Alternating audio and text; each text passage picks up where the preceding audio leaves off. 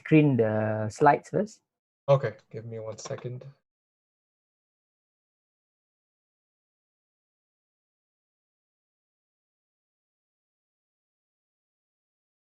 Okay, screen share. Here. So you see my screen? Yeah. Give me 1 second. Let me just put this on view. Give me 1 second. How about my video background? Is it pixelated or clear? It's clear. At your end? Yeah, give me 1 second. I'm gonna pause the share and then continue. So even with the virtual background, it looks okay, right? That's okay. Good. Yeah, it looks okay, Prof. Okay, thanks. Give me 1 second to set the screen share.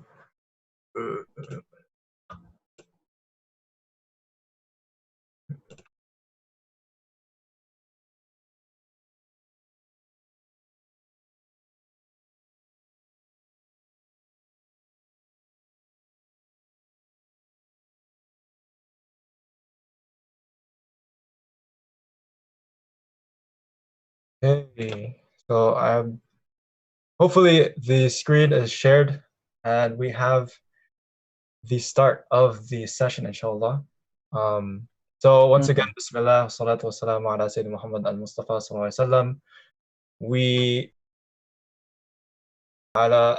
ask Allah to send His blessings and His salutations upon the Prophet Muhammad, the Master Muhammad, the hero for our youth, sallallahu alaihi wasallam. Peace and blessing be upon him. Alhamdulillah.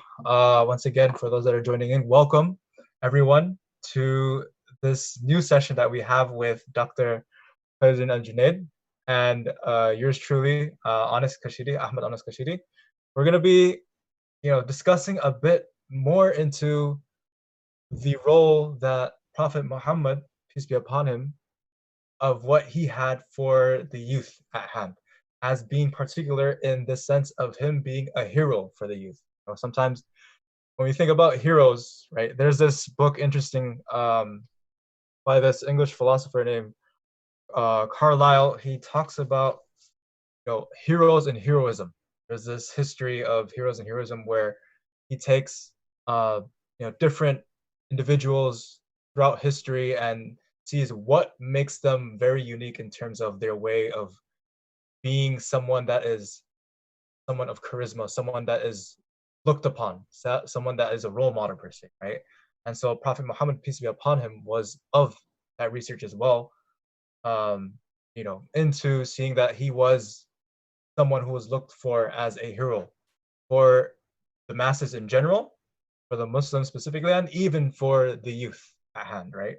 So, inshallah, just to start it off with that kind of stage set, we can continue along. And so I'm feeling that the format of the session will be more of a conversation where it's going to be more relaxed. We're going to be guided through with some slides and through Dr. Din's guidance, and we'll be commenting on and just keeping it more fruitful, and then we'll be giving some time for you guys to ask questions and so forth and comments, right? So inshallah, we could begin, inshallah, bismillah, with the floor to you, Dr. Din. Assalamualaikum warahmatullahi wabarakatuh. Alhamdulillahi rabbil alamin, wassalatu wassalamu ala asyrafil anbiya wal mursalin wa ala alihi wa sahbihi ajma'in. First and foremost, I would like to thank Ustaz Ahmad for welcoming me again for this session.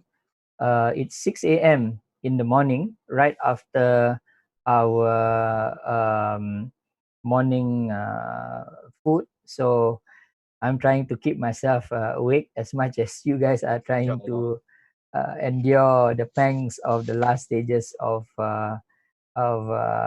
Siam or Puasa, as we say it in Malay. So let's motivate each other to keep awake. The topic today is very pertinent for our times because we live in a time where everyone is actually looking for heroes and heroines in their lives. And what we have today is this incursion of a certain kind of culture that comes mostly from the West and especially from America, where we are made to believe that the heroes that we should look up to for our lives should be of a certain sort or a certain type. And I will speak about, it's more like a conversation about why some of these heroes may be quite problematic for us and how it has led to some negative outcomes in the end, and why, not only as Muslims, but also I feel even for non Muslims, we should now think of alternative heroes. And these people are actually not alternatives, they have become the alternative because other heroes have become predominant now. We need to reclaim back some of these people in our history in order for us to have a proper guidance, not only for our lives, but also for our interactions with other people in our families and societies and others. And that's why we have decided to choose this topic, Muhammad, a hero for the youth. And why the youth? I certainly believe, as I've mentioned in the last session, that the youths are basically the future of this generation, and we need the youths to have proper heroes for them to know how to actually structure their lives. As Ustaz was mentioning just now, this is supposed to be a conversation, not a typical lecture. So we're going to take a 7-7-7 strategy where I will only talk for 7 minutes. Now I'll make sure that I keep to the time. And then Ustaz will comment about 7 minutes. And then we'll open to the floor for another 7 minutes. So you can send in your questions either through the chat function, or you can join in the Zoom session as well so we can see you, right? So let me begin by saying that I'm going to speak about three things basically. And I want to talk about first, why do we need Prophet Muhammad? Why is it so urgent to have Prophet Muhammad in our lives, in our minds, in our hearts at this moment in time? And then I'm going to share and we're going to talk about together how can we know him more intimately? What are the ways for us to get to know this hero as closely as we can? And then last but not least is how can we actually try to be like him? So what do we do to be like Rasulullah sallallahu alaihi wasallam? Many people would say that, oh, he's a prophet, he's a perfect person. It's so difficult for us, especially in today's context, to be like someone like Rasulullah sallallahu alaihi wasallam. And I'm gonna try and impress upon you together with Ustaz that it's actually not difficult for us to be like Rasulullah sallallahu alaihi wasallam if only we put in a little bit of effort to not only know him but to put into action some of those things that he has taught us. And some of these things that we will talk about are things that I feel would bring a balance to our lives, right? So let's begin with first, why do we actually need to know Prophet Muhammad? As I was mentioning just now, we are living in a time of all sorts of heroes. And we now witness through television, DVD, Netflix, YouTube, and so forth, what I would call as false idols. So we have people or fictional figures, amongst which is, of course, Superman. Henry Cavill and Ben Affleck is the latest installment in this whole Marvel and League of Justice series. I must admit to all of you that I was superhero fan. I was into Marvel and DC comics for many years of my early life up to the youthful period. And these have become a kind of like culture amongst the young today, that we look up to these people. Some people basically imagine that, I mean, of course you cannot be Superman, but that they can become Batman.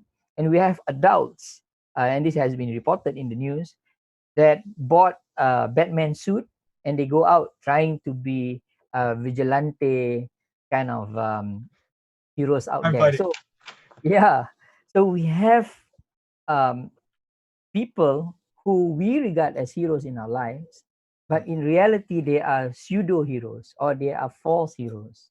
They don't actually exist. And many studies have been done. I mean, this whole superhero thing has attracted a lot of discussions among scholars, especially psychologists, and they have studied the impact of these heroes on especially children and even young adults, that people actually imagine that they can become like their favorite superheroes. And if you actually examine the lives of the superheroes, all of them basically live very sad lives. Batman, I forgot what was his real name. Um, Bruce Wayne. Bruce Wayne, yes. Bruce I know Wayne my stuff. is a billionaire, a handsome billionaire who lives alone with his butler. He's not married.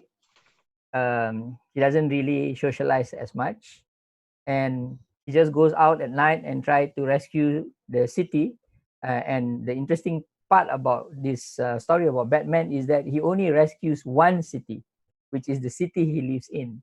So psychologists are saying that this is basically a superhero who's actually very concerned about himself and his own city, not anything else. Of course, later on they have this Batman saving the world kind of sequel and all. But at the end of the day, you're talking about someone who's basically a loner who doesn't have real social relations. His parents died. He doesn't seem to have uncles and aunties in the story. And he's just a strange guy. And the same is it if you look at the lives of people like Superman, Iron Man, billionaire, playboy, philanthropist, um, and others. So all of this has an impact over the lives of people who identify themselves to these heroes. They also lead very lonely lives, thinking that this is a superhero life. And they have this whole idea that at the end of the day, if you want to do good for society, you have to be alone and you have to be strange and different. So all of this have a lot of impact. And of course, I mean, we have everywhere in the world children trying to be Superman. They wear the cape and then they jump down from buildings. This has happened so many times. And the problem that you see in male superheroes are the same problem that you see in female superheroes. So you have highly puffed up ladies who are basically wearing, close to almost nothing, having bionic powers and going around trying to be more masculine than men. And again, in a study done by Scientific American some years ago, that they ask kids, what do you want to be when you grow up?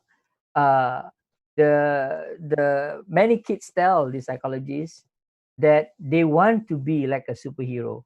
And here we are talking about girls, right? Wanting to be like their favorite superhero, Wonder Woman, whatever that is out there, and even want to buy the accessories to save the world from evil.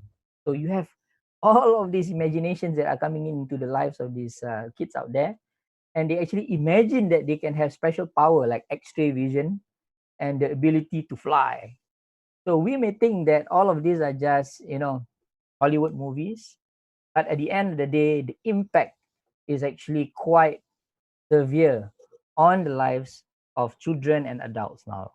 And not only do we have superheroes, we have idols, and you all have heard this term before.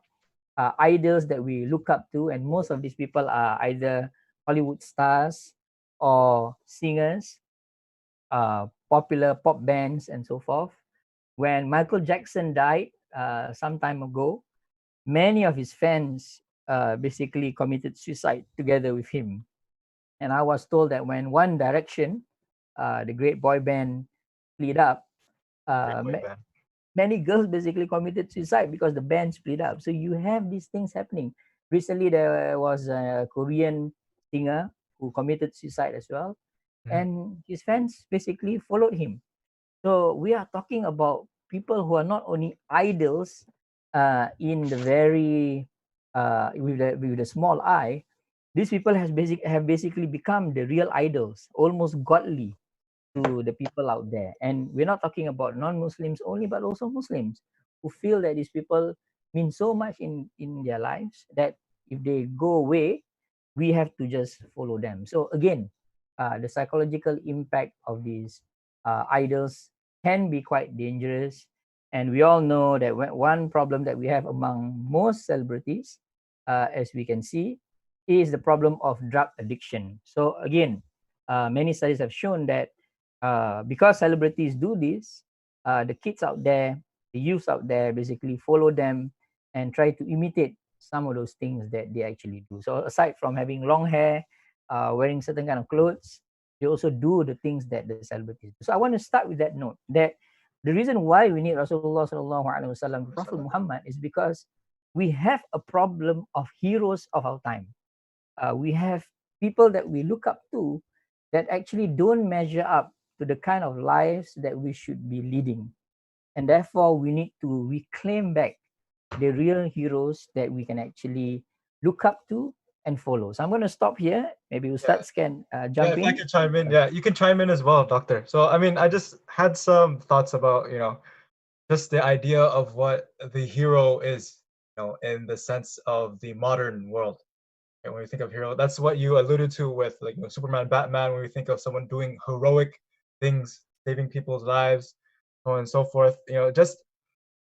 Going with the opening that I said about there's this philosopher Carlyle. It was a talk by Cambridge Muslim College by Dr. Abdul Hakim Murad, Dr. Timothy Winters. So he has a series of talks on the prophetic model of leadership and so forth. So he talks about different Muslim figures that that exerted this type of what hero quote unquote is in Islam, but just adding more onto what the sense this can be more into like a more deeper conversation of what a hero is, right? Because over here in the work that Carlyle provides in terms of heroes and heroism, and speaking about the Prophet, he was known as a strategist, someone who brought the tribes together of the Arabs, and uniting them under the flag of Islam, and so on and so forth. But what's not seen from the other side of being the tactician, being someone who is very very accurate in planning things ahead, is also as well the dividing of the divine presence that was hand, right? The sense of there was God in the picture of things, right? Because sometimes we tend to split between the more secular, what they're doing, what we see the achievements of something versus what they put out as a prophetic example of saying that we do something and then we leave the rest to Allah, right? And that's what inevitably happened in terms of creating that good ending in terms of how Islam spread across and whatnot, right? That's something that I wanted to comment a bit in terms of what heroes, of what kind of thoughts we have about heroes, but then like of what the Muslim hero had was not just of the present, of the life that we have right now, but also thinking ahead forward into the hereafter as well. This life as being something that's transient, that we live in this world, but as well we use this world to gain hereafter as well. Just having that future kind of mindset, and as well just the thought of people, the suicide of famous celebrities and individuals and personalities and so forth. Just the thought of when the Prophet Muhammad, peace be upon him, when he passed away, when that was relayed to Abu Bakr radiallahu anh, as-Siddiq, the one who was the ever trusting of the Prophet, right? It shocked many people of the passing of the Prophet, what man he was as a prophet, as the chosen one, right? By Allah subhanahu wa ta'ala. But then the Prophet Abu Bakr radiallahu anh, just adding on to that, was like, if you worship the Prophet after all of the trials and tribulations that the Muslim Ummah had during that time, if you worship the Prophet, then know that he has passed away, he is gone. But if you worship Allah, then know that he is all living, everlasting. Okay? Just the mindset of what the message, what purpose that prophecy had for the Prophet himself, sallallahu alaihi wasallam, was leaving a legacy rather than just that hero worship, okay, right? Just that juxtaposition that we try to divide and try to make into our minds that heroes, there's more meaning in Islam when it comes to being a hero in terms of for this life and also the afterlife, inshallah. That's a bit of what I chimed in. I mean, if people want to try and chime in as well, you could PM, private message me through the comments I'll type it as well. So any comments, questions as well up to this point, we can be open for that, inshallah. Yeah, just to add from what Ustaz has mentioned just now, if you look at the life of Rasulullah sallallahu alaihi wasallam, in as much as he is the perfect example for us as Muslims, it is quite intentional that the humanistic aspects of the Prophet's life was shown not only to the people of his time, but also, as Ustaz was mentioning just now, in the lives of the or in the sensibilities of the Sahabas as well. So the Sahabas knew that yes, Rasulullah SAW brought the message to us, that he had brought about or brought forth many examples that we should follow. But we must also realize that he is a human being after all, and that human beings come and go. He's not a superhero. He's not like Superman who will never die, or Wolverine who's gonna live for hundreds and hundreds of years. He didn't have any special powers. He was poisoned before he died, fell sick, and eventually succumbed to the illness. He bled during many of the wars that he was in, and he went through things that normal human beings actually went through. So the humanistic part, that he is but a human being, is what is the quality that made Rasulullah SAW so special. If The I more could chime in, vulnerable. Doctor, that's interesting because I was reading some stuff as well, how the Prophet, just seeing him, the image of the Prophet, getting ready for war, Battle of Badr, Battle of Uhud, right? Putting on his armor and everything. But as well, the juxtaposition on the other side where we see him weeping for his son that passes, or weeping for a friend, weeping, and where, that's the juxtaposition I feel like a hero in Islam has, especially the Prophet Muhammad SAW, showing that, being a hero is not just the manly quote unquote characteristics that you have to be brave, charismatic, vocal, and on point, but as well you have this sense of where, لكل دين خلق وخلق الإسلام حياء, right? Where like it's said where every faith, every religion has its ethos, mannerisms, and the mannerism or the ethos of Islam itself is haya, and haya is the shyness, the bashfulness, the humility that the Prophet ﷺ said had, right? So that's something that we could totally put into a picture, like of being this humane kind of person and taking all these characteristics together rather than just having that set for the charismatic kind of person, being taken into that we can also be bashful, that what is our sense of humility, right? That's something we could take account into. Go ahead, Doctor. Right. If we don't have any questions so far, let's move on a little bit more. I think there was something for a thought. Okay. So I'm reading this. Here's a little thought. Most heroes in movies, the main thing they do is save people.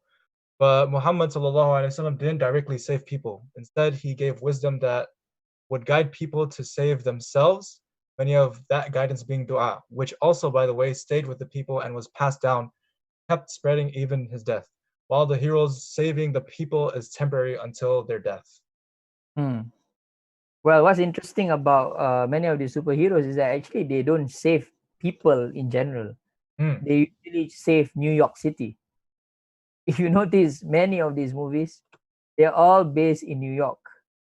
So when we talk about people, we are really talking about a specific group of people. So there are also many studies that have shown that when we watch many of these Marvel, DC, League of Justice movies, except for Black Panther, probably, all of them are basically very muscular, white American man or woman trying to save what they call as civilization, which basically means American civilization. And when they talk about American civilization, they actually talk about American urban civilization.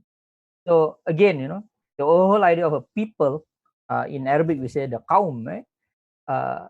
Only in Rasulullah sallallahu alaihi wasallam where you see this whole idea of trying to bring the message to the whole of mankind.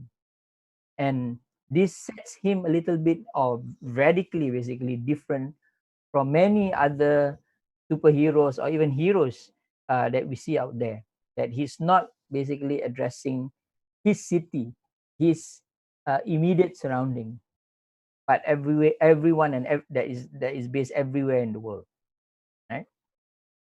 There's a thought as well. Many examples of heroes mentioned are very visual. The visual aspect, right? We can see them. When we talk about the Prophet Muhammad Sallallahu Alaihi Wasallam, we don't have such an option. Is there anything to compensate that lack of visualization? I think that we can. That's just something that we can address later on. That will pop up. Yeah, we'll address that. But just to quickly answer that question, actually there are a lot of so-called graphic or visual representations of Rasulullah Sallallahu Alaihi Wasallam. And one of it is actually the book of As-Suyuti, called the Shama'il Muhammadiyah, where As-Suyuti basically tries to go through every single thing that Rasulullah Sallallahu Alaihi Wasallam did. And you have also many descriptions of Rasulullah Sallallahu Alaihi Wasallam and even the Sahaba. Of course, we don't have all this media technology then, but simply through many of these descriptions, you can have an idea about how they were and how did they behave, what were the kinds of physical characteristics that they had. And certainly, if you are into keeping fit, that was Rasulullah Sallallahu Alaihi Wasallam. One of those things, and I just want to very quickly underline this point. One of those things that Rasulullah Sallallahu Alaihi Wasallam spoke about in a few hadith is the need for Muslims to always be fit and healthy. In fact, he emphasized on the need for us to ensure that we don't have a big belly. This is something that, to me, what the hadith is so graphic that as Muslims, especially as Muslim men, we need to be really muscly, fit, and strong. Right? I mean, there are other comments and whatnot, but I think we can move along and then we could address them, inshallah. Okay, great. So let's keep the comments coming in so we can have the conversation to be as lively as possible. Just want to say that all of these heroes that you see out there in Hollywood, the Quran has already anticipated the rise of many of these pseudo heroes and false idols. In Surah Luqman, Allah says very clearly, وَمِنَ النَّاسِ مَا يَشْتَرِي لَهْوَ الْحَدِيثِ لِيُدِلَّ عَنْ سَبِيلِ اللَّهِ بِغَيْرِ عِلْمٍ وَيَتَّخِذَهَا هُزُوًا أُولَٰئِكَ لَهُمْ عَذَابٌ مُهِينٌ. And of the people is he who buys amusement of speech to mislead others from the way of Allah without knowledge and takes it in ridicule. Those will have a humiliating punishment. So basically this ayat is trying to say that there are these people who amuse people through their speeches. And we can also extrapolate that through images as well, trying to show us as if what they are doing is actually noble. But at the end of the day, they actually ridicule the message that they are passing forth to us. So you see this in superheroes. They're trying to save the world, but they also lead very immoral lives. Professor, I was reading through this ayah and then checking out some tafsirs on this, the interpretations of this. So there was this interesting thing about how this ayah relates to, some of the commentators say that this talks about a person who went to a place in the Levant, Khidr bin al-Harith, where he brought stories of, there were also like different tales of great people per se in their kind of surrounding areas. There was Khosrows, I forgot, there were more like, I feel if we were Persian tales or Romans and so forth. So that person brought those tales to bring out people from the Prophet's area, to say that, oh, we have these great tales, rather than following the Prophet, we have these, why don't you listen to these tales, kind of sense. So alluding to what you were saying as well. Yeah, so they provide alternative heroes by way of false news, basically. So heroes are basically false news, things that don't exist in life, but they give you a picture of hyper reality that imbibes this belief that takes you away from what real life is all about. So if you look at many Western scholars who have studied Rasulullah Sallallahu Alaihi Wasallam, like Lamartine, he said it very clearly that this man, he was a philosopher, orator, apostle, legislator, warrior, conqueror of ideas, restorer of rational dogmas, of cult without images. And this is a powerful, powerful note. A cult without images. So he calls it a cult, but it's not really a cult because he couldn't understand what Islam was. The founder of 20 terrestrial empires and one spiritual empire. He says that is the Prophet Muhammad. And this is someone who never believed in Islam all his life. And from a purely objective angle, he says, as regards all the standards by which human greatness may be measured, you can bring all superheroes in. And again, the Westerners had their superheroes from the pantheon of Greek gods, Zeus, and so forth. We may well ask, is there any man greater than him? So very, very objective. Another scholar by the name of Carlyle, which Ustaz was I mentioning. studied. Yeah, Interesting. and he basically throws a stone into the glass of Western falsehoods about Muhammad, and he says very clearly, and this is in the early 19th century, early 20th century. He says that the lies of Western slander, which well-meaning zeal has hit around this man Muhammad, are disgraceful only to ourselves. So he's saying that all these lies that you hear about the Prophet, it has not helped the Western civilization. And Alhamdulillah, there have been many, many studies by non-Muslims about the Prophet Muhammad. Now, the latest book is by Yuan Cole. You should check it out. Muhammad, the Prophet, in the Prophet of Peace. Have all been saying that we need to, again, take Muhammad very, very seriously in these very turbulent times that we are in. So it is a reminder for us as Muslims that we need not look far to find our hero. The hero is already there. We just need to recover him again in our lives. Professor, right? if I could jump in as well, just a bit. There's the comment continuing on to how the passing of the Prophet ﷺ in terms of his legacy. That this guidance was dua, and the commentator is saying, I can compare this to a phrase I read from a shirt that said, Musa brought down the most miracles, but Muhammad brought the miracles that stayed. There's also if you comment on that, and as well this some kids typically associate heroism, going back to the concept of heroism, right? Associate heroism with the power they have. When we were kids, the stories we were told much are about Musa alayhi salam and Isa alayhi salam and the miracles they performed. Right? Without knowing more, some kids may just think that Rasulullah was not powerful enough. Well, it depends on how you define power, right? If you talk about the power to carry heavy things, like you see in many of these Superman movies, where Rasulullah SAW didn't have that. But the power to change civilizations forever, this was one man in the span of 23 years that changed the course of human history forever. There are 1 billion Muslims now in the world, Muslims in the world today, and you're talking about 1 out of 6 people that you see out there.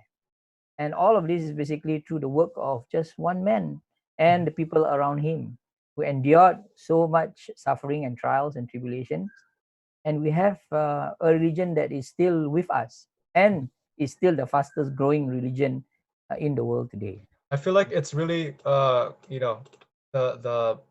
sense of like superpowers, and like it's really, I feel like Musa alayhi salam, Isa salam, they had, going back to like the visual concept, seeing things, seeing before believing in a sense. That's what I feel like many young people, many kids, our youth are like, oh, superpower, this and that. But like the whole sense of Rasulullah being the agent of changing the course of civilization, that's like a whole another concept that I feel like in terms of education, in terms of educating ourselves, that's a concept that we should really drive deep at home with our young people in terms of what does power mean. I totally agree with that. Yeah, and the real power is the power of speech. That at the end of the day, if you look at the things that have changed civilization, it is basically powerful speech and powerful talk, basically. And that's why even Rasulullah SAW in one hadith said that inna minal bayan lissihr. He says that in speech there is magic, he says, right? He used the word seher basically, and in Malay we call it seher. That in the things that we talk about, some speech can actually be so powerful that it can change a lot of realities, right? So that begs the question: how can we actually know Rasulullah SAW more intimately? And here I just want to go very quickly of the things that you can do to dive into the lives of Rasulullah SAW before we look at what are the things that we can actually implement in our own lives to follow this hero of ours. The first is, of course, to read the seerah of Rasulullah SAW. And it's good if you can find the time to find some good books where you can actually try to uncover the lives or the life of these very great men. And some of those that I would recommend is by the title is The Sealed Nectar by Safiur Rahman Al Mubarakpuri. He's actually an Indian scholar who wrote an award-winning book. I think this book has been translated into so many languages. And of course, if you want to go back to the more classical kind of works, you can check out the book of Ibn Kathir, The Life of the Prophet Muhammad. Again, written in very old language, so it might sound a little bit classical for some of you. There are many other books, even non-Muslims have written actually very good books about the Prophet Muhammad. Karen Armstrong's book entitled Muhammad is actually a good book to start with. As I mentioned just now, Yuan Cole, latest book entitled Muhammad as well. There's so many in the market that you can look through. I had some accreditations as well. Like I know in reading just some books about beginning to learn about Islam and whatnot, many recommend Martin Lings. Yes. That because they say that the prose, the way he writes it, it's as though you're living through a whole story rather than unfortunately some books they present it as like facts, just hard code facts rather than a living thing. So I mean, each has their own merits, but I feel in terms of reading it through, or even but yeah, Martin Lings, I feel like for me personally, I was reading through it. Yeah, I love that book. So Muhammad from the earliest sources, basically. That's a good book to start with. Probably the best amongst those that have been written by Muslims. If you want a more kind of poetic kind of style, you can read Hussein Haikel's biography of Muhammad and so forth. And of course, Sirah is just one. You can also go on to try and read the Hadith. And of course, the Hadith literature is so wide. You can read one of these books of Hadith and make sure that you read this with the help of people who are knowledgeable in many of these Hadith. But some of these Hadith that we read, we may not understand the context behind the Hadith. Just very quickly to show you how this Hadith literature has actually developed, that the science of Hadith or the science of the sayings of the Prophet Rasulullah SAW is something that is an established kind of science. And one of those things that young people would ask me is that, oh, how do we know that many of these hadith are authentic? Why should we actually read these hadiths to begin with? We already have the Quran. And I would like to clarify here that the science of hadith developed in the later years in the history of Islam as a way to record some of the sayings of Rasulullah SAW. And it has become a very well-oiled discipline in itself, and it's something that we should also look at. And last but not least, we should also go on to read some of the more descriptive books about Rasulullah SAW. So just now I was mentioning Imam Tirmidhi's Shama'il, right? Yeah, so sorry, it was not Suyuti, it was Tirmidhi, Shama'il al-Muhammadiyah. And this is a very good book if you want to know what Rasulullah wore every day of his life, some of the things that he liked to eat, to do, some of the habits that he had, and of course the 40 hadith of Imam Nawawi and the commentaries that you can look at. So all of these things can be downloaded. You can take it from so many angles, basically, on the life of Rasulullah SAW. And of course, last but not least, if you want to know the life of Rasulullah SAW, the best way is actually to practice it. So one of the tabi'in, I think Sufyan Uyayna was basically a tabi'in. He once said that the first step to knowledge is to listen, and then to be quiet and to be attentive, and then to preserve it. That means to put it to heart. And this is where memorization helps a lot.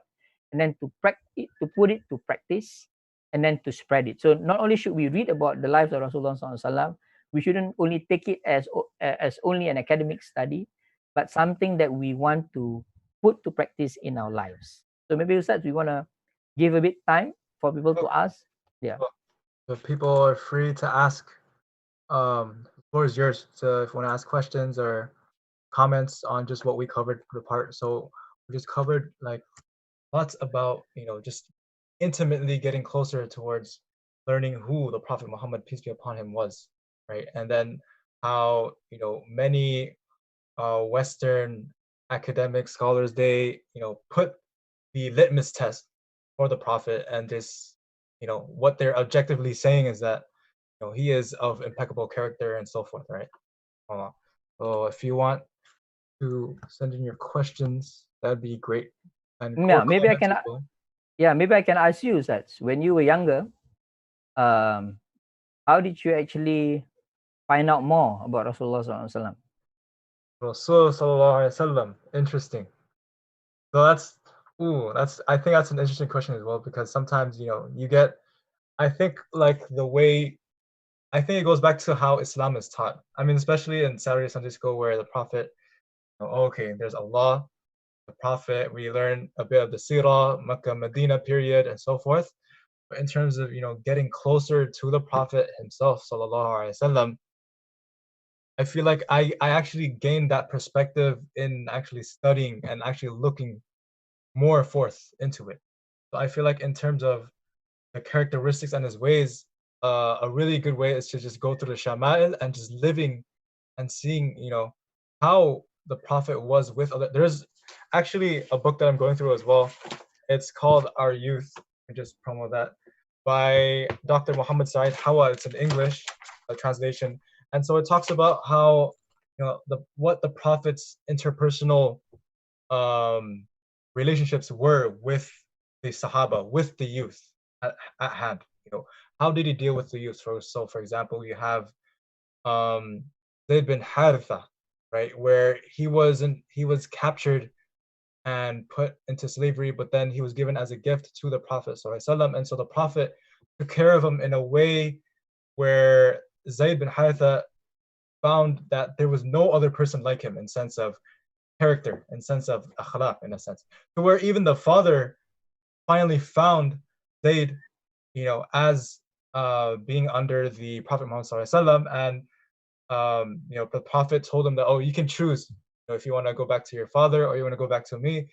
But interestingly enough, Zayd bin Haritha said, because of the khuluq, the akhlaq of the Prophet Muhammad ﷺ, the way the Prophet was, his unique character in terms of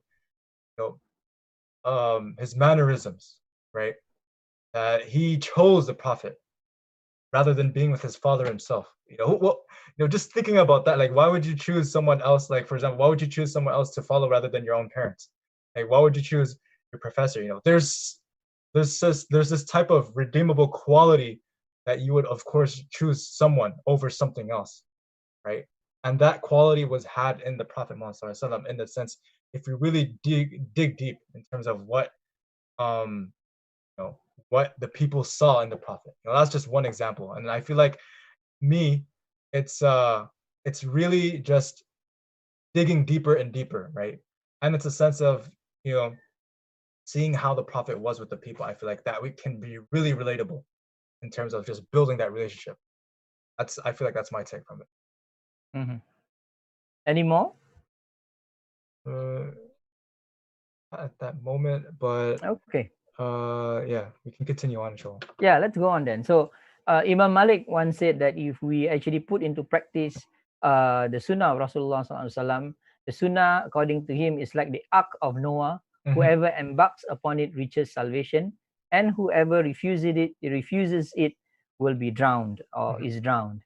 And of course, even in the Quran, Allah underlines the importance of Rasulullah SAW. Qul in kuntum tuhibbuna Allah fattabi'uni yuhibbukumullah wa yaghfir lakum dhunubakum wallahu ghafurur rahim.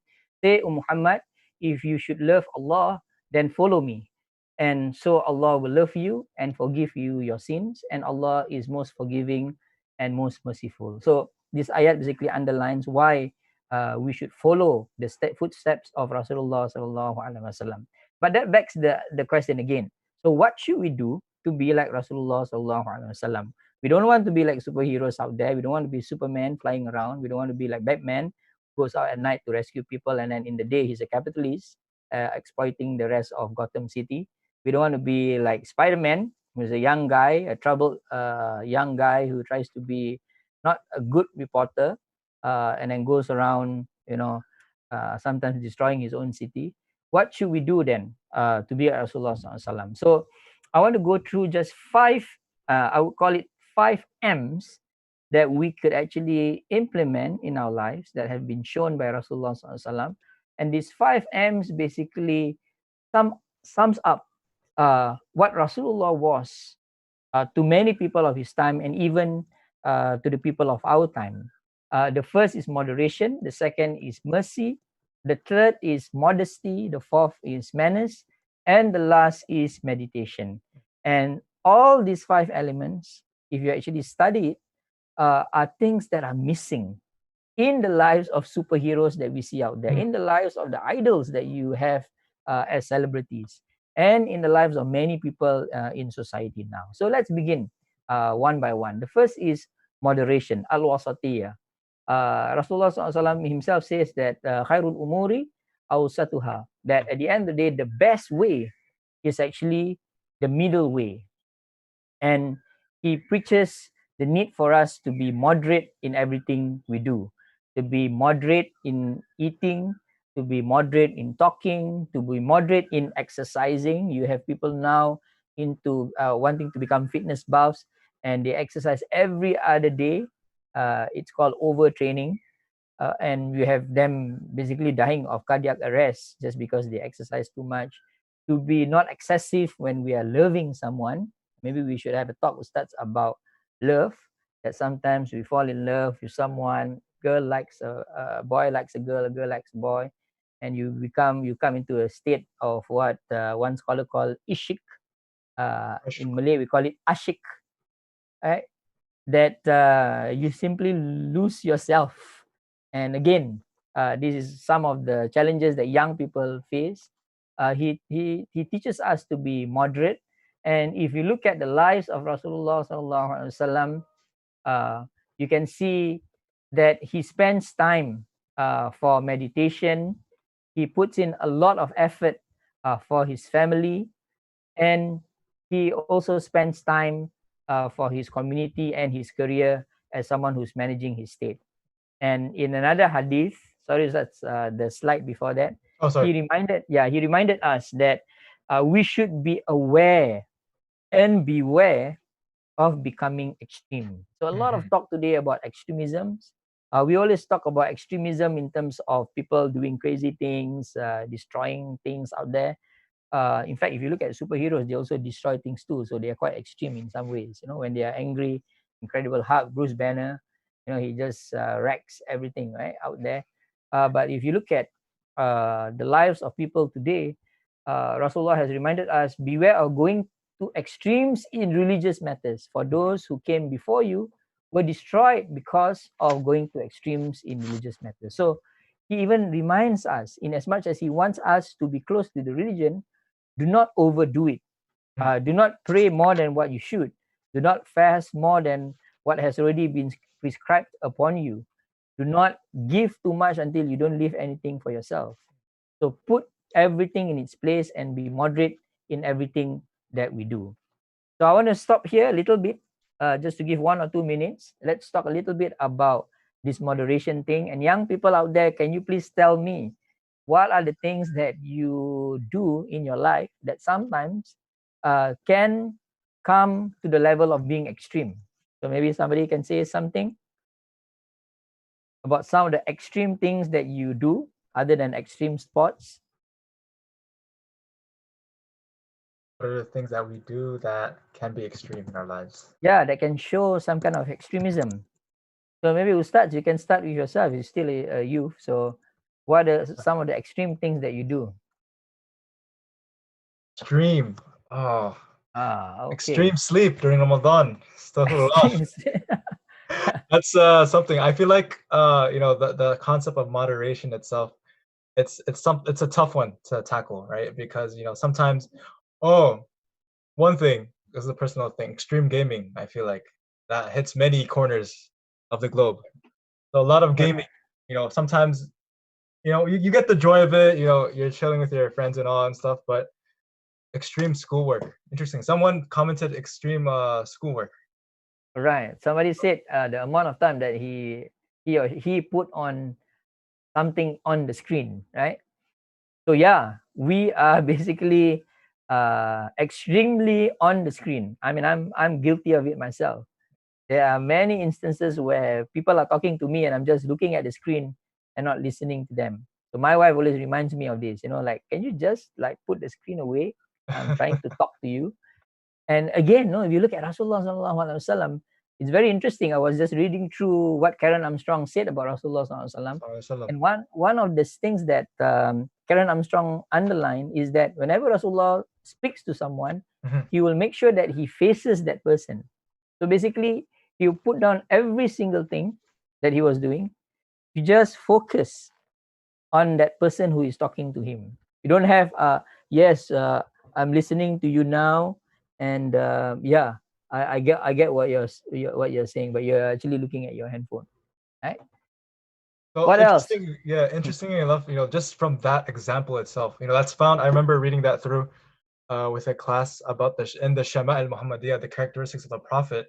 That just shows, what concern and what care that the Prophet had for the other, right, in dealing with people and interpersonal skills. So it's really interesting how the Prophet, set the precedent at that time. Even, we have all these self-help books in terms of dealing with people. Dale Carnegie's How to Make Friends and Influence People, right?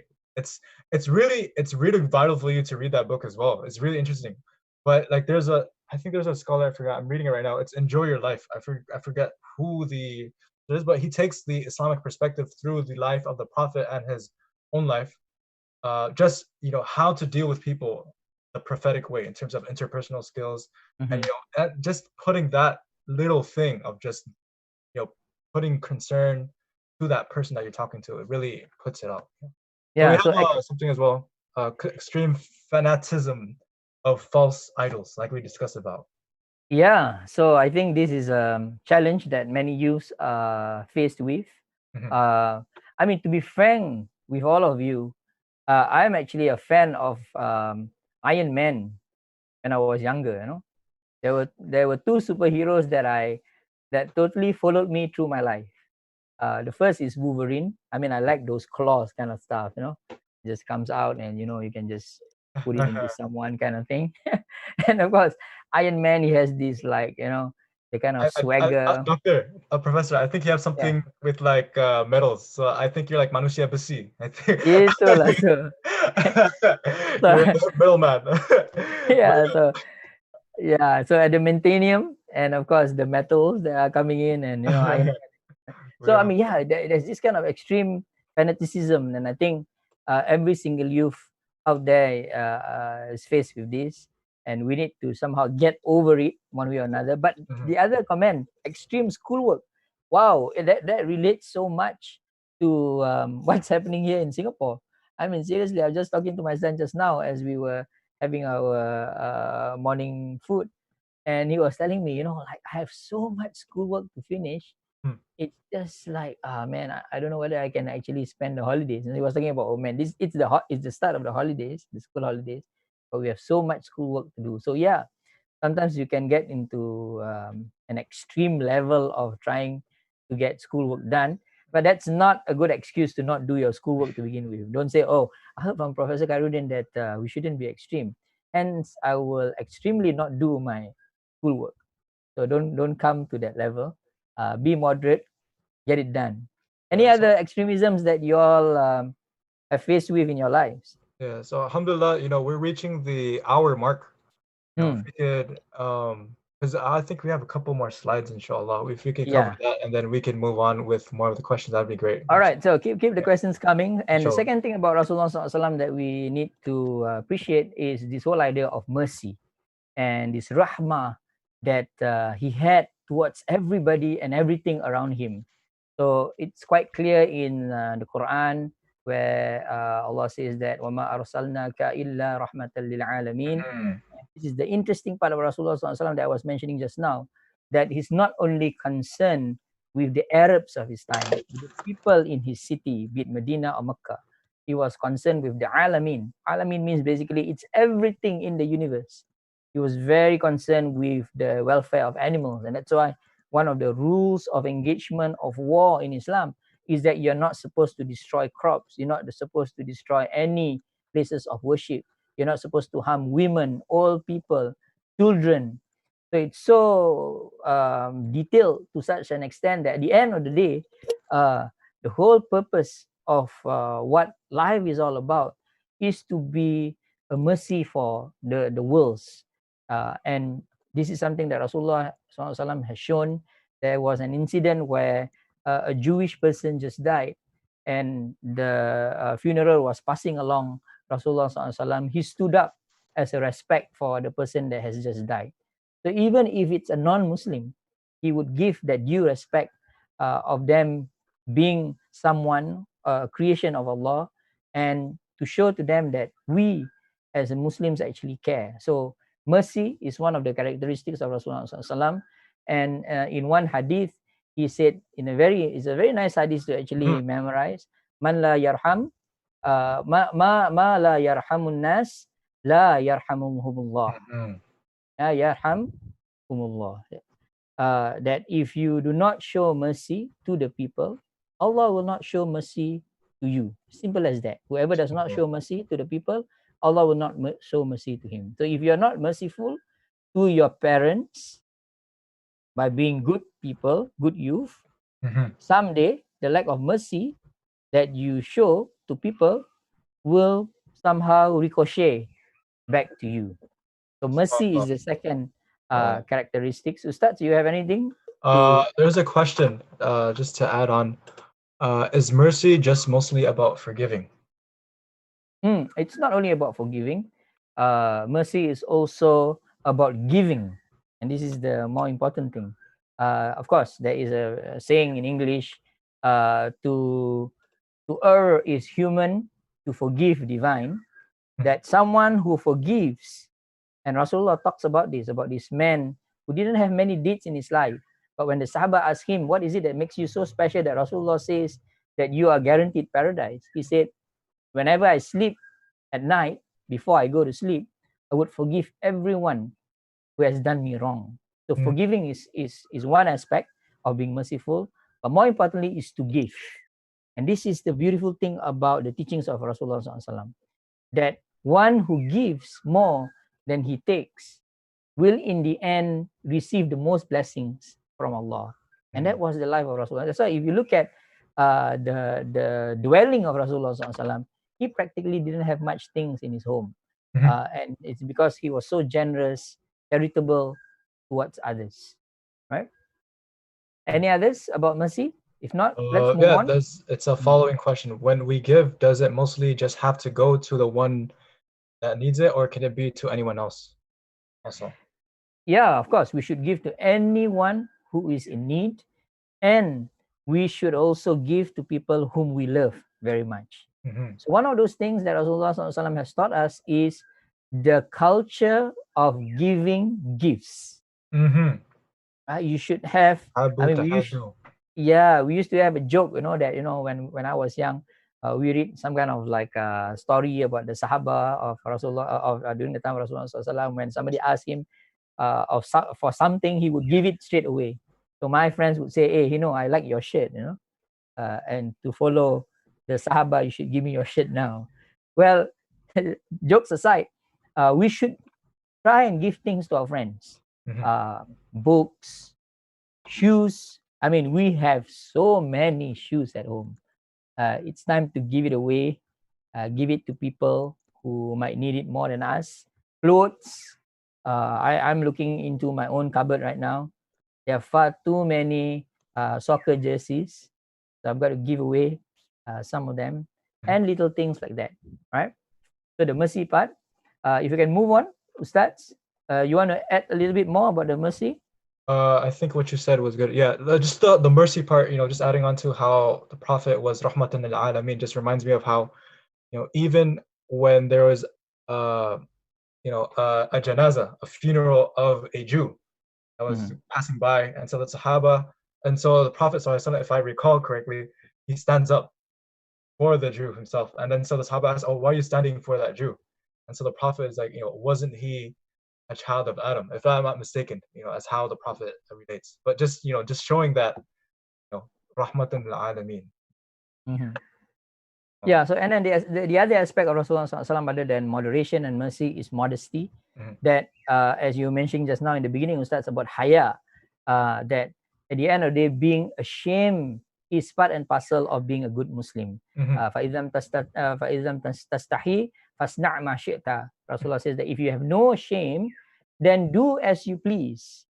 And what he means by that is that, as especially for us, as for those people who are young, the things that you wear must exhibit some kind of shame, right? Show that you are covering your aura and things like that. The things that you do online show that you are ashamed of showing too much of the things that you should be hiding from the public. So being ashamed is actually an important part. Rasulullah SAW was a very modest person who ensured that everything that he do would protect not only his honor, but the honor of others. There was once a man came and gave him some grapes for him to eat. So the man did the right thing, right? He was giving gifts to Rasulullah sallallahu alaihi wasallam. He brought these grapes and gave to Rasulullah, and the Sahaba was there. So the Sahaba knew that Rasulullah was very generous and thought that, hey, there are all these grapes, maybe he will share it with all of us. And Rasulullah began eating the grapes and ate and ate and ate and finished all of it. And of course, the man was very happy that Rasulullah finished the grape. And then the Sahaba wondered, we've never seen Rasulullah like this. Whenever he received anything, he would distribute it to the people around him. And then one of them actually asked him, like, why did you just finish the grapes? And he was saying that because the grapes were sour, and he didn't want anyone around him to actually experience a gift that was given to him that may somehow cause them to react in a negative way, such that the person will feel embarrassed by it. So it's this idea of being shameful of doing something that is bad, that would harm other people and yourself, but also making sure that other people's modesty were also protected. So in the online world that we are in, we should be concerned about not shaming ourselves and putting others to shame. This is very, very important, because hijab includes the way in which a person walks, talks, looks, and thinks. And all of it should be done modestly, and it applies both to men and women. So one of the problems that we have in our society today is that, when we talk about hijab, it's a ladies thing. The ladies should ensure that they keep themselves modest all the time, and then the brothers go out and wear funny looking clothes and all these things. It applies to everyone. So modesty is part of the way of the Prophet. And indeed, if you look at the lives of the Prophet, one thing that makes him a modest person is actually his mannerisms. So he says in one hadith, "Innama bu'ithtu liutammima makarimal akhlaq," that he was sent to perfect human character. And this is something that we need to take note of, especially as you are growing up as young people. Show good character out there, because it is character that will carry you in the society that you are in. A person with bad character will not be respected. A person who is very brash, hard, cold towards other people will have problems fitting into society.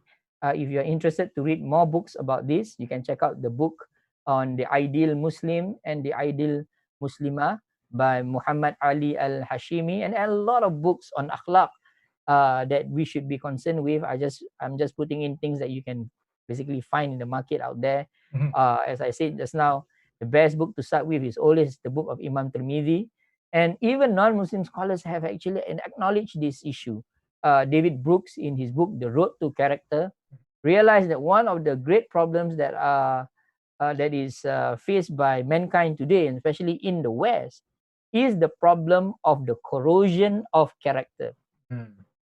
That people do not respect other people, and that because we have lost a sense of idea of the importance of akhlaq, we do things that not only bring shame to ourselves but bring harm to people. So using vulgarities and talking in a way that do not show respect to the people who are older to you, these are the things that we need to take note of. So Ustaz, you want to chip in?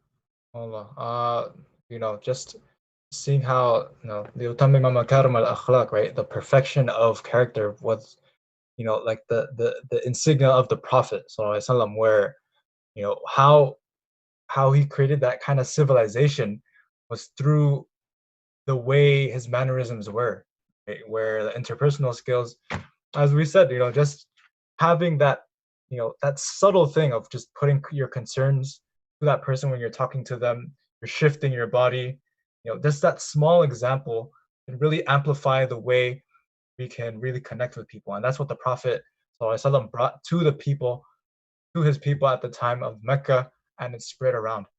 Just starting with these, you could build something out of what the Prophet Muhammad ﷺ had in terms of planting that seed and just nurturing it and see where and how far that can go on. Mm-hmm. Any other questions that are sent in? Nothing at the moment. We could continue on, inshallah. All right. So the last one, other than mannerisms, is of course meditation, and this is basically the thing that differentiates Rasulullah SAW as against all of the superheroes that you see out there. And Allah says in the Quran, "Alladina amanu wa tatma'innul qulubuhum bi dhikrillah, ala bi dhikrillahi wa tatma'innul qulub." And those who believe and whose hearts are assured by the remembrance of Allah, unquestionably by the remembrance of Allah, our hearts assured. That at the end of the day, what defines Rasulullah SAW is basically prayer, zikr, and the remembrance of God. And he says in another hadith that what brings him comfort in what brings comfort to his life is basically prayer. That at the end of the day, what drives us every single day is actually to meditate and to think of Allah and to praise Him and to worship Him. And this devotional aspect of the life of Rasulullah SAW is the thing that differentiates him from many other people, and the thing that provides him with the strength. So we may ask the question, and Ustaz, maybe you can move to the last slide. Yeah. We may ask, for people like us who do not see Rasulullah SAW, how do we actually appreciate the things that he have done, the meditations that he have engaged him, like the people who lived with him? And in one hadith, he says, "Give glad tidings to the one who believed in me and saw me, and sevenfold glad tidings to the one who believed in me but did not see me." So Rasulullah SAW tells us that as the ummah who came much, much later after him, we are actually rewarded in multiple times than the people during his time, even though they are the khairun nas of those times. We are rewarded more if we try as much as possible to follow him. And this is something that all of us, be it youths or adults, should take note of. That at the end of the day, the meditation, the mannerisms, the modesty, the moderation, and the other examples of mercy that Rasulullah SAW has shown are things that we should try to emulate and practice in our lives. Then I feel will be actually better than the superheroes out there, because we are going to change society and become the agents of transformations around us. Take note I that feel at the end of the day, sorry, sir. Go ahead. Yeah. That at the end of the day, it's easy to talk, but if we actually show through real examples of what we do and how Islam and the Prophet especially has made us successful people in our lives, people will be impressed by not only the religion, but the kind of lives that we lead, that mirror the lives of Rasulullah SAW. Sorry, Ustaz, please go on. Yeah, so just to chime on the um there was because you talked about, you know, how the Prophet's life is something that's transformative for us that we could see to transform for ourselves as well, as you know, creating that kind of that civilization of of Muslims and Islam. Um, you know, just adding on to how, you know, what the Muslim is portrayed in America is interesting because I listened to a talk by Imam Zaid Shakir, who is I feel like he's well known in the U.S. and maybe throughout as well, coming from Zaytuna College as one of the faculty. Talked about the history of Ramadan in the U.S. and just noting to the fact that the history of Islam in America has been since the times of slavery and even further back, to where, you know, when we're going through Ramadan, it's noted how even with the how the slave was treated, you know, there's a diet regimen that they had to go through. You know, you have to feed them not too much, but not too little, just enough for them so they could work themselves for, I think, 14 years. You know, 14 years of effective labor, and then after that, they're just, you know, they're just as good as dead, pretty much, right? And even with that going on, you know, with those restrictions, they still kept the observe the regimen of fasting, right? Just having that kind of sense of, you know, what they went through in terms of, you know, just trying to emulate what the Prophet Muhammad SAW said as president. You know, how Ramadan is what we're going through right now at these times. You know, it's, you know, the examples that we have are plentiful and many from the Muslim, you know, people that we had from the, you know, and it's like they're a link, right? The Prophet ﷺ is sending those links from the Sahaba, Tabi'een, from the followers of the followers, up to the different scholars, up to the people of, you know, different Muslim civilizations, even in the Americas today, where you have people that struggled, strive just to have their Islam intact, and just, you know, being reminded that, you know, you had people that struggled for the faith.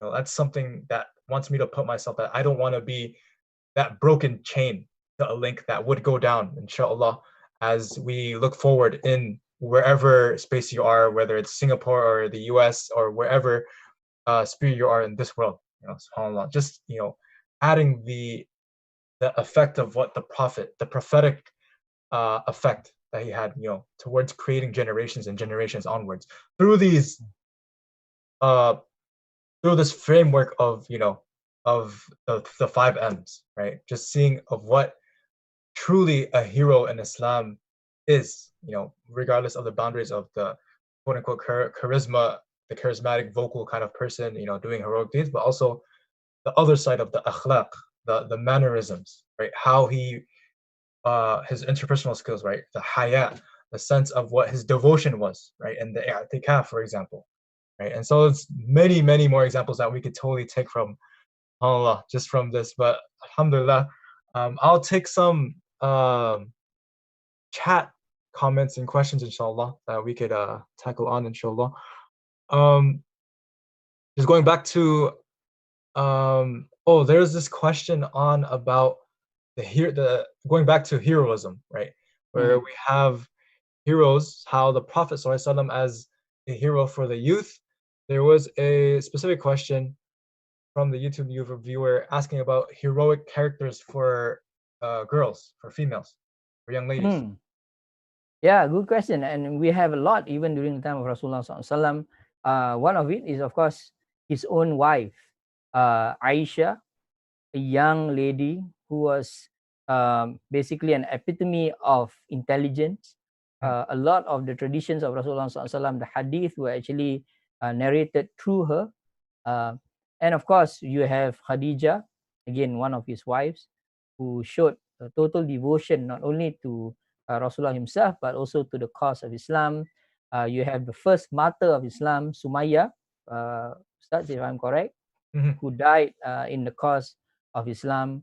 There are many other examples. In fact, one of the sad thing about our community today is that whenever we have courses on the heroes of Islam, we do not talk enough about these ladies. So that's why I appreciate this question very much.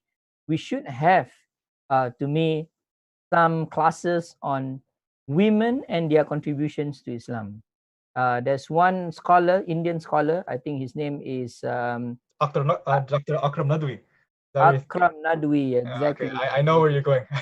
Yeah, exactly. Thanks. You took it out of my mind. So he wrote an entire book about the muhadithat, right? The people, the women who were experts in hadith.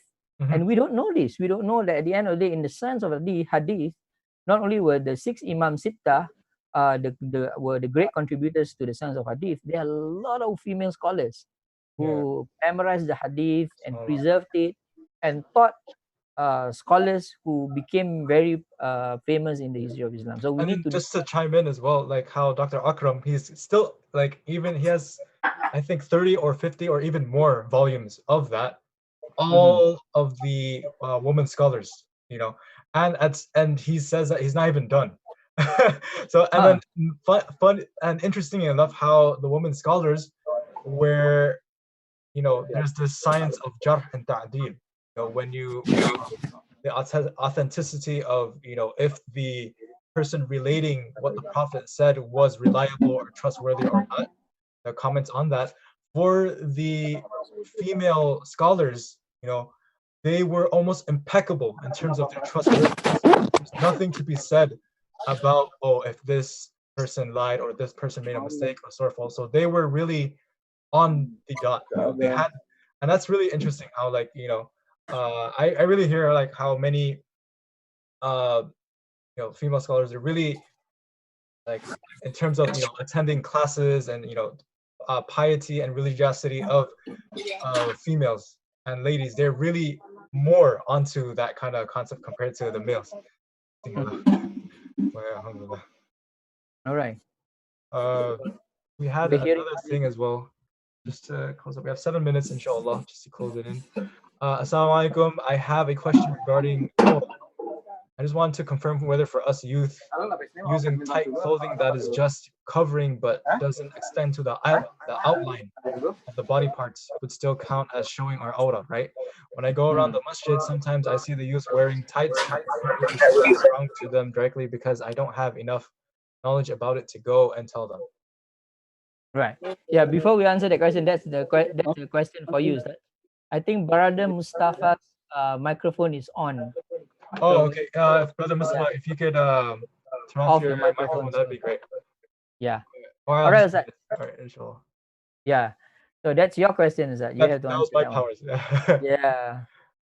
Oh, the question. Oh, that's my question? Yes, it is yours. SubhanAllah. I got asked as for SubhanAllah. So that's, I think when you want to, like, even preliminary, right, in terms of you see something that is wrong, you know, the Prophet says if you see a munkar, you should try changing with your hands, if not your speech, if not with a dua, right? Just in regards of, you know, the real time, you know, trying to be reminding of people and so on and so forth, in terms of, okay, I want to correct you. So you have to establish that type of relationship that you can tell, for example, someone, right? As how the Prophet sallallahu alaihi wasallam, when he had the relationship with other people, and especially with strangers that came, you know, just imagine the example of, not even imagine, but the example of the Prophet sallallahu alaihi wasallam is related to him, to where, you know, the Prophet and the companions are praying or at the masjid, correct me, and then there's a Bedouin, you know, someone coming out from the desert, you know, going into the masjid of the Prophet ﷺ, and just at the ready, you know, just think about, imagine like just taking a corner, not even a corner, just point, you know, wide where everyone can see. He's just, you know, doing his thing, taking a number one, you know, taking a leak pretty much in the masjid. You know, just think about the times of what we would be doing if someone, you know, takes a leak in front of us at that position. You know, I don't know, because like in Singapore, I checked, I visited the masjid in Singapore one, the main one near Mustafa Square. You know, it looks really nice and everything. I don't know how people would react to that, especially at our times, you know, but just think to how we would react versus what the Prophet ﷺ and his companions react. The companions, they're about to, it's related to that, they were about to jump the person. You they wanted to take him down and like beat him up and say, what are you doing at the masjid and so on and so forth. It's not the place. The Prophet, he stopped his companions, let him do his thing first. And interestingly enough, the Prophet told him to, let him do his thing. Let him finish. It's not like, oh, you're gonna stop in the middle and then he turns around and then it spreads everywhere. But let him finish. After even finishing, the Prophet asked the companions to get like water and to wash that off, showing like the teaching, how purity is taught in Islam in terms of when you clean your private parts and so forth. And then he told him, how the Bedouin told to the Bedouin, like, this is a place of prayer and so on and so forth. And just that kind of direction that we can go forward in terms of, if we want to correct someone, let's look to what the Prophet did. Right? Let's create that relationship. And just going back to the aura part, let's see to how we are dealing with that person, right? If we're close to that person, hey, let's read on to see what the Prophet ﷺ did. Taking your approach, right? It's about the approach of how we can tell people. I feel like if I were to say straight to someone that, oh, okay, what you're doing is wrong, blah blah blah, it might be okay for people that you're really close to, but someone that you're not really close to in that kind of sense, it might be off-putting, it might be offsetting, right? So I really recommend for us to really just see how we interact with people, right? How our approach should be in terms of telling people what to do and so on and so forth. We really need to create that bridge between people first. I feel like just creating that connection that we have with the people, how the Prophet ﷺ did, as how he with other people, he spoke with their tongues. We spoke with their dialect when going to different places in terms of spreading the message, right? And so just think back to the Prophet ﷺ and thinking, oh, how am I going to speak to this person, right? And is what I'm going to say off-putting or offsetting? So just think back to how the Prophet ﷺ would in that kind of scenarios and learn even more about the Prophet. And I feel like just to pull the brother aside and, to see what relationship we have first and then we build on, right? Right. So that's We one have thing a that we can question here. totally... Correct me, please, if I'm wrong. Those heroes that we know on the movies, their intentions are probably just for the sake of helping humanity. While as our Prophet, his intention is solely for the sake of Allah. Perhaps this is the main difference between those heroes and our Prophet as a hero. That is correct. That at the end of the day, the Prophet was interested in not only reforming what was horizontal, basically with him and the people around him, but also to bring these people to understanding the wisdom and being devoted to Allah. So this is the difference between him and the other superheroes. And of course, the other difference is that he was not a person who had major problems with his own personal life, as in he is not someone who had a major character flaw. So if you look at many of the superheroes, all of them have major character flaws. And we're talking about people who they should actually go for some kind of boot camp to sort out their mannerisms, to be more moderate and so forth and so forth.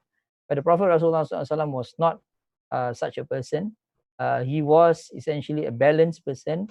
Whenever he erred on the side of caution, Allah would actually remind him of the things that he might have done wrong, or some decisions that he had made that was not correct for the context that he was in. So that's the difference between him and the superheroes that we see now. Just to chime in, that's I think that's just the professor concluding all of that, where like the Prophet had the akhirah kind of mindset compared to the dunya, the linear versus the horizontal, right?